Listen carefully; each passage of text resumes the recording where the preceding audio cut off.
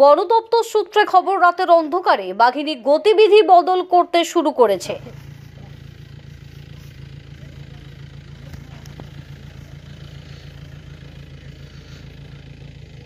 যদিও বন দপ্তরের কর্মীরা রাত্রে মশাল জ্বালিয়ে আবার বিভিন্ন জায়গায় বাঘিনীকে খাঁচায় বন্দি করতে রাত্রেও শূকর বেঁধে নিয়ে যাওয়া হচ্ছে।